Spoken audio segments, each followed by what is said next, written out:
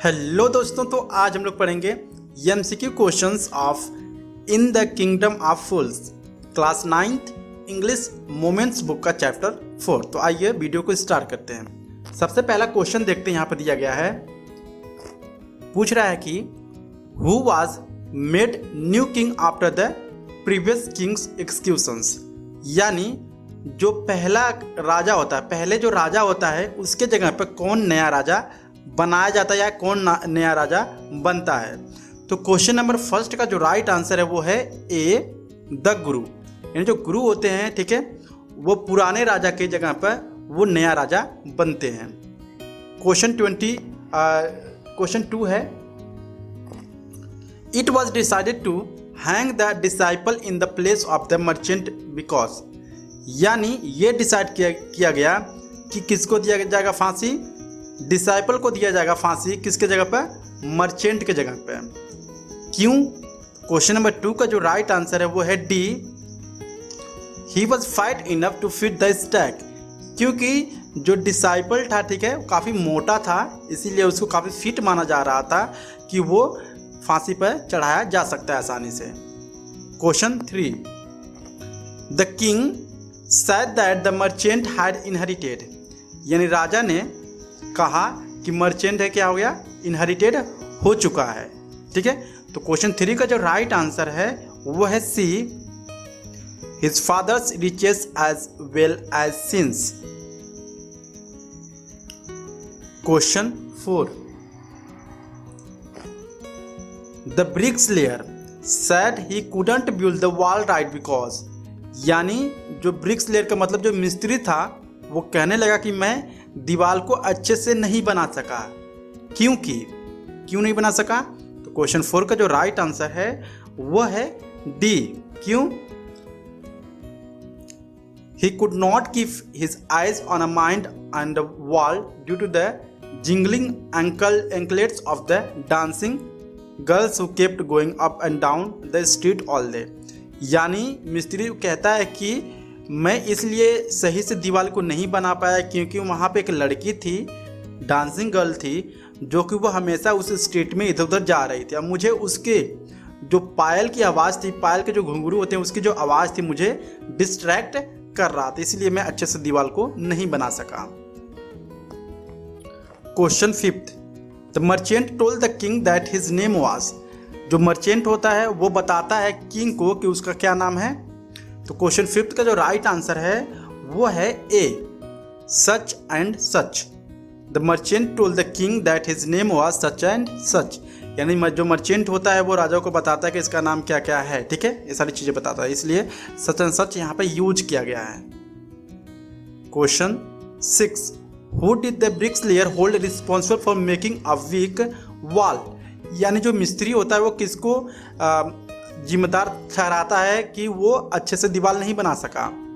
तो question number 6 का जो राइट आंसर है वो है बी, द डांसिंग गर्ल्स। जो डांसिंग गर्ल्स थी वो कहता है कि मैं उसे देखकर, मीन्स कि जो उसके पायल के जो घुंघरू के जो आवाज़ थे, ठीक है, मैं उसको देखकर डिस्ट्रैक्ट हो गया और अच्छे से दीवार को नहीं बना पाया।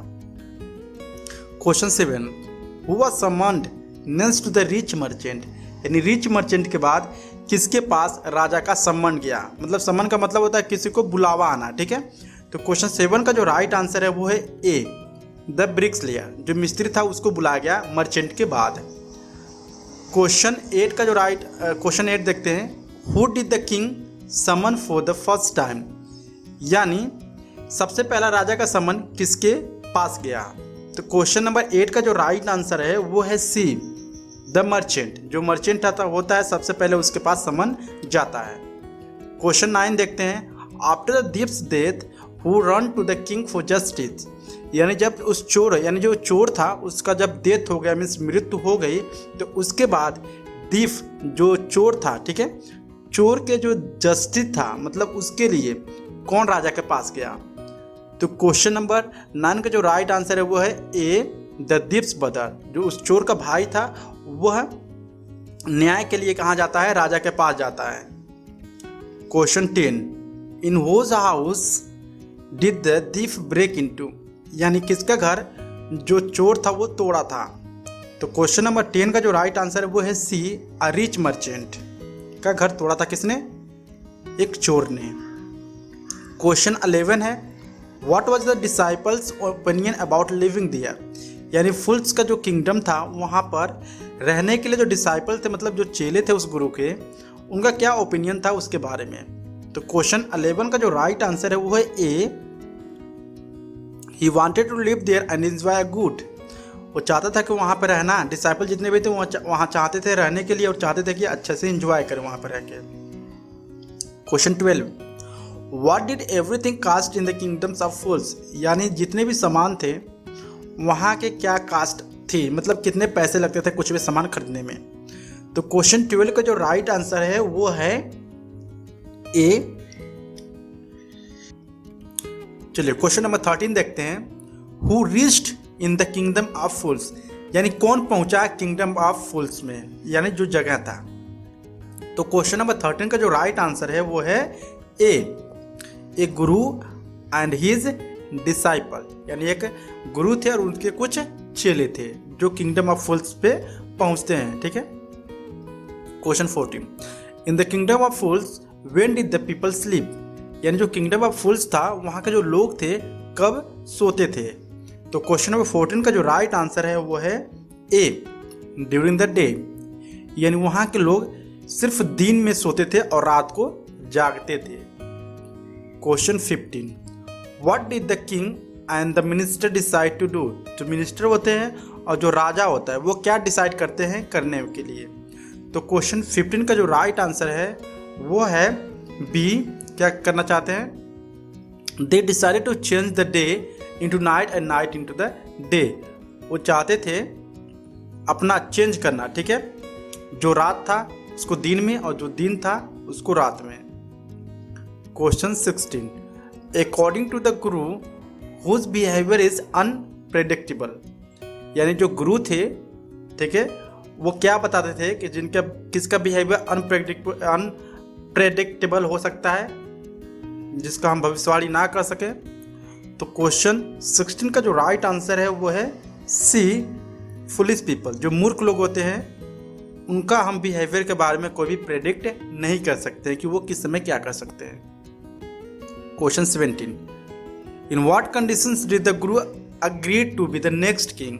यानी कौन सा कंडीशन गुरु के सामने रखा गया जिससे कि वो राजी हो गए नेक्स्ट राजा बनने के लिए। तो क्वेश्चन 17 का जो राइट आंसर है वो है C, if old law are changed. इसलिए राजी हो गए क्योंकि वो चाहते थे कि जो पुराने लॉ हैं, ठीक है, कानून है, वो चेंज होंगे तभी वो नेक्स्ट राजा बनेंगे। Question 18, why did the king and his ministers decide to go for the stake themselves? यानी जो मिनिस्टर होते हैं और जो किंग होते हैं वो अपने आप को फांसी देने के लिए क्यों डिसाइड करते हैं? तो क्वेश्चन 18 का जो राइट आंसर है वो है A, because of gurus words and their greed to take the benefit themself. क्योंकि वो सब क्या थे, काफ़ी लालची थे और चाहते थे कि मैं मरूं तो मैं जन्नत में जाऊं, स्वर्ग में जाऊं, या फिर से मैं राजा होकर पुनः जन्म लूं। Question 19, what did Guru tell the king? जो गुरु होते हैं राजा को क्या बताते हैं? तो क्वेश्चन 19 का जो राइट आंसर है वो है C, him a chance reborn as a king. यानी वो बताते थे, गुरु बताया था राजा को कि वो फिर से उनकी जन्म होगी राजा के तौर पे, इसलिए वो अपने आप को डिसाइड करते हैं कि मैं फांसी पर चढ़ूंगा। Question 20, how did guru realise his disciple plight and reach to save him in the kingdoms?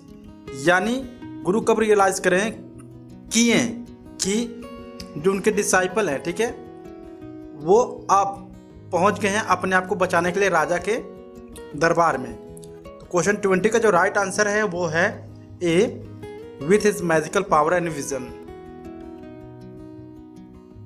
Question 21, who did the king decide to execute in the place of the merchant? यानी राजा ने क्या डिसाइड किया, execute मतलब किस जगह पे, merchant की जगह पे किसको डिसाइड किया? क्वेश्चन 21 का जो राइट आंसर है वो है A, a man who become fight because of eating. यानी फांसी देने के लिए जो राजा था, ठीक है, वो किसको डिसाइड किया मर्चेंट के जगह पे फांसी देने के लिए? थे वो इस तरह का आदमी को ढूंढ रहा था जो काफ़ी मोटा और तगड़ा हो। Question 22, what argument did the kings present to punish the merchant? यानी क्या आर्ग्यूमेंट जो किंग था वो प्रेजेंट किया, सामने रखा किसके? मर्चेंट के, उसको पनिश करने के लिए। तो क्वेश्चन 22 का जो राइट आंसर है वो है ए, he inherited his father's sins and in the same way as he inherits his wealth. Question 23, how did the goldsmith save himself? जो गोल्डस्मिथ रहता है मीन्स कि जो सुनार रहता है वो अपने आप को किस तरह से बचाता है? तो क्वेश्चन 23 का जो राइट आंसर है वो है A, by putting the blame on merchants father.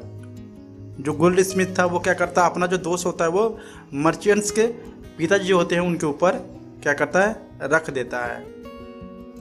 Question 24, how did the bricks layer save his life? जो ब्रिक्स लेयर होता है अपना जो जीवन होता है या लाइफ होता है किस तरह बचाता है? तो क्वेश्चन 24 का जो राइट आंसर है वो है B, by putting the blame on the dancing girl. वो क्या कर दिया, डांसिंग गर्ल पर वो अपना ब्लेम डाल दिया। Question 25, how did the merchant escape from the punishment? जो मर्चेंट रहता है किस तरह से पनिशमेंट से बचता है? तो क्वेश्चन नंबर 25 का जो राइट आंसर है वो है C, his friends saved him. उसके जो मित्र होते हैं वो बचाते हैं। सो आई होप आपको वीडियो काफ़ी अच्छा लगा होगा। अच्छा लगा प्लीज़ लाइक एंड सब्सक्राइब।